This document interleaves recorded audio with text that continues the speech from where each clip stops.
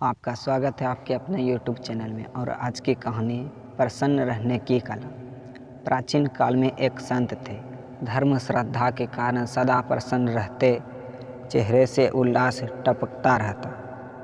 चोरों ने समझा उनके पास कोई बड़ी दौलत है, अन्यथा हर घड़ी इतने प्रसन्न रहने का और क्या कारण हो सकता।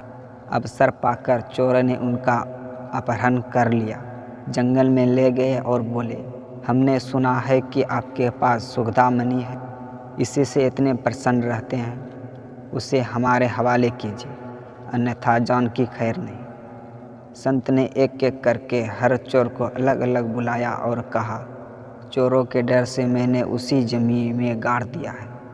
यहाँ से कुछ ही दूर पर एक स्थान है, अपनी खोपड़ी के नीचे चंद्रमा की छाया में खोदना, मिल जाएगी। संत पेड़ के नीचे सो गए। चोर अलग अलग दिशा में चले गए और जहाँ तहाँ खोदते फिरे। जरा सा ही खोद पाते कि छाया बदल जाती और उन्हें जहाँ तहाँ खुदाई करनी पड़ती। रात भर सैकड़ों छोटे छोटे गड्ढे बन गए, कहीं मणि का पता ना लगा। चोर हताश होकर लौट आए और संत पर गलत बात कहने के कारण आरोप लगाकर झगड़ने लगे। संत हंसे, बोले, मूर्खों, मेरे कथन का अर्थ समझो। खोपड़ी तले सुगदामणि छिपी है, अर्थात धार्मिक विचारों के कारण मनुष्य प्रसन्न रह सकता है। तुम भी अपना दृष्टिकोण बदलो और प्रसन्न रहना सीखो। चोरों को यथार्थता का बोध हुआ तो वे अपनी आदतें सुधार कर प्रसन्न रहने की कला सीख गए। यही थी सुखद मणि।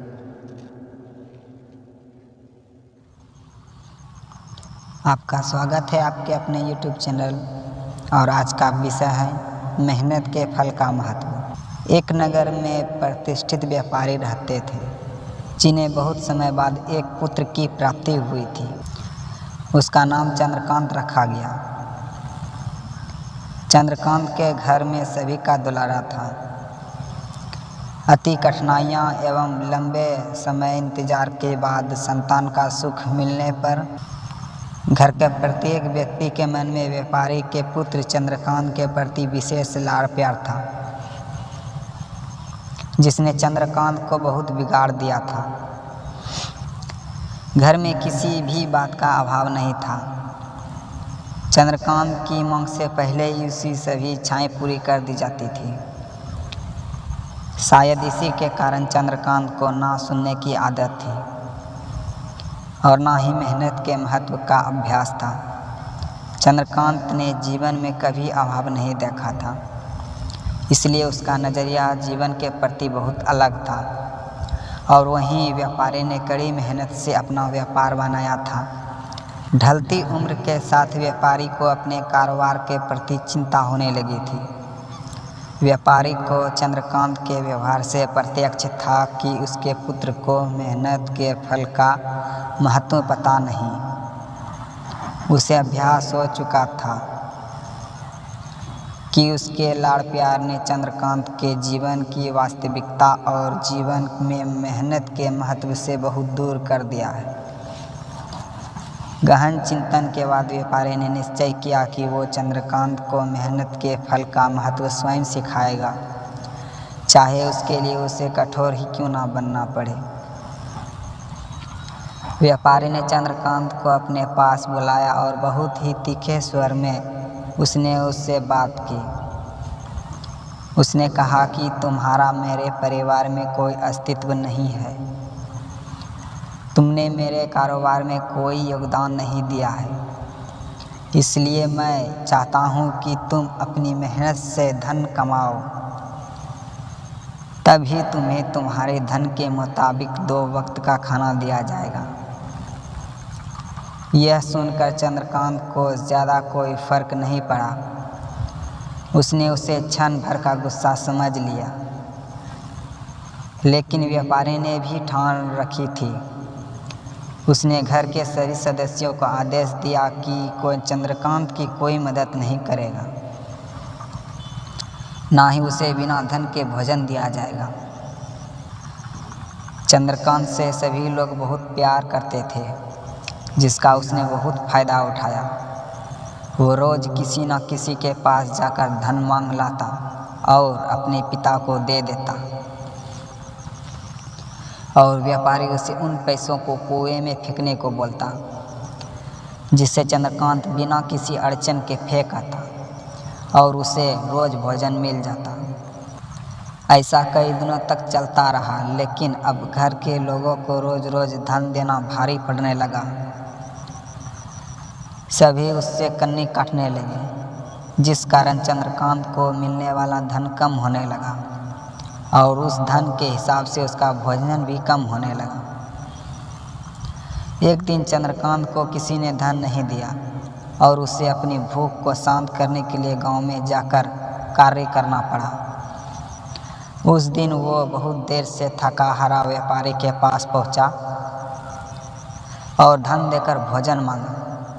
रोज के अनुसार व्यापारी ने उसे वो धन कुएं में फेंकने का आदेश दिया, जिसे इस बार चंद्रकांत सहजता से स्वीकार नहीं कर पाया और उसने उसे पलटकर जवाब दिया, पिताजी, मैं इतनी मेहनत करके पसीना बहाकर इस धन को लाया और आपने मुझे एक क्षण में इसे कुएं में फेंकने को कह दिया। यह सुनकर व्यापारी समझ गया कि आज चंद्रकांत को मेहनत के फल का महत्व समझ में आ गया। व्यापारी भली भांति जानता था कि उसके परिवार वाले चंद्रकांत की मदद कर रहे हैं, तभी चंद्रकांत इतनी आसानी से धन कुएं में डाल आता था। लेकिन उसे पता था एक न एक दिन सभी परिजन चंद्रकांत से कन्नी काट लेंगे। उस दिन चंद्रकांत के पास कोई विकल्प शेष नहीं होगा। व्यापारी ने चंद्रकांत को गले से लगा लिया और अपना सारा कारोबार सौंप दिया। शिक्षा। आज के समय में उच्च वर्ग के परिवारों की संतानों को मेहनत के फल का महत्व पता नहीं होता और ऐसे में दायित्व उनके माता पिता का होता है कि वो अपने बच्चों को जीवन के वास्तविकता से अवगत कराएं। लक्ष्मी उसी के घर में आती है जहां उसका सम्मान होता है। मेहनत ही एक ऐसा हथियार है जो मनुष्य को किसी भी परिस्थिति से बाहर ला सकता है। व्यापारी के पास इतना धन तो था कि चंद्रकांत और उसकी आने वाली पीढ़ी बिना किसी मेहनत के जीवन आसानी से निकाल लेते। लेकिन अगर आज व्यापारी अपने पुत्र को मेहनत का महत्व नहीं बताता तो एक न एक दिन व्यापारी की आने वाली पीढ़ी व्यापारी को कोसती। यह कहानी आपको कैसी लगी? अगर अच्छी लगी हो तो चैनल को सब्सक्राइब, लाइक एंड शेयर ज़रूर करें। मिलते हैं अगले वीडियो में, तब तक के लिए गुड बाय। मृत्यु एक सत्य है। एक राधेश्याम नामक युवक था। स्वभाव का बड़ा ही शांत एवं सुविचारों वाला व्यक्ति था। उसका छोटा सा परिवार था, जिसमें उसके माता पिता, पत्नी एवं 2 बच्चे थे। सभी से वो बेहद प्यार करता था। इसके अलावा वो कृष्ण भक्त था और सभी पर दया भाव रखता था।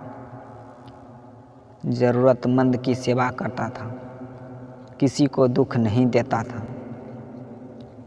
उसके इन्हीं गुणों के कारण श्री कृष्ण उससे बहुत प्रसन्न थे और वे सदैव उसके साथ रहते थे।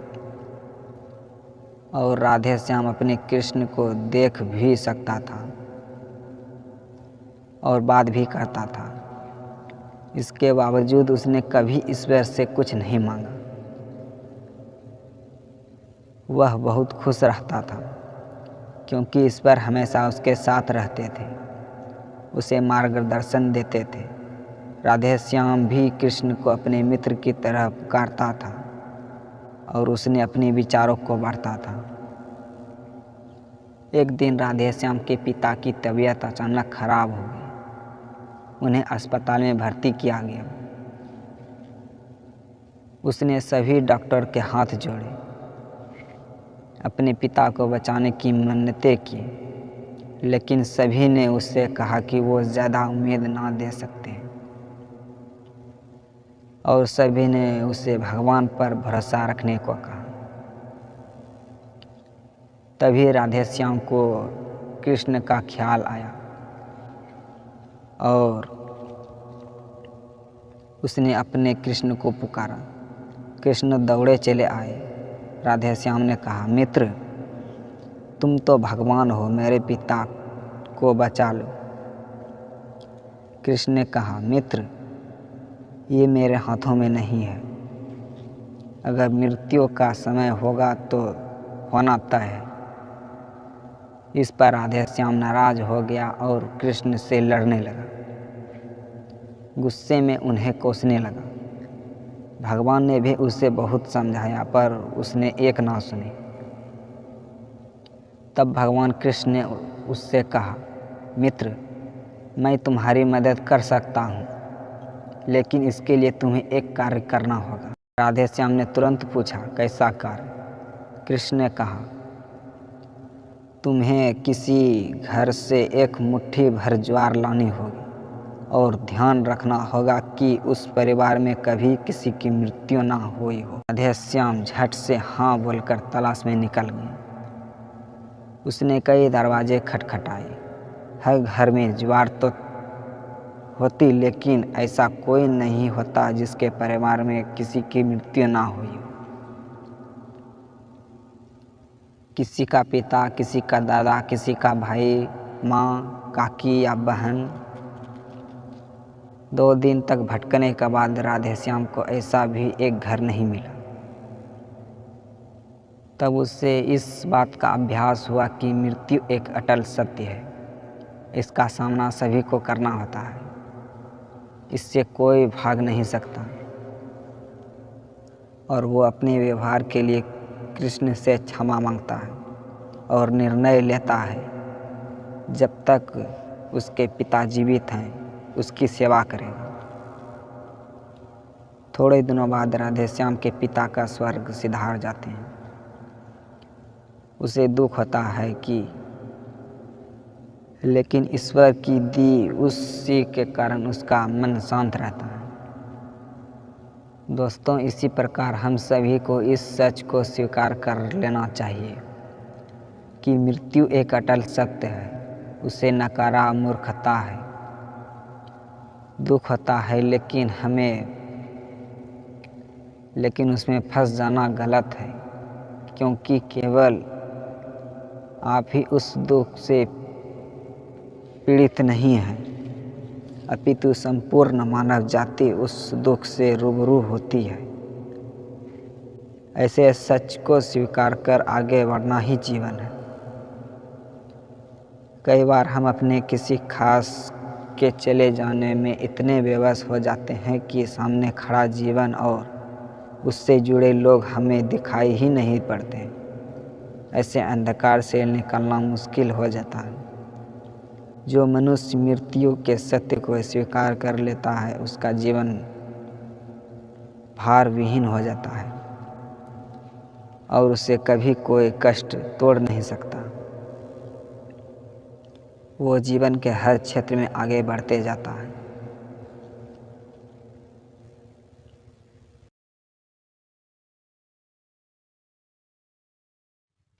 ज्ञानी पुरुष और निंदा।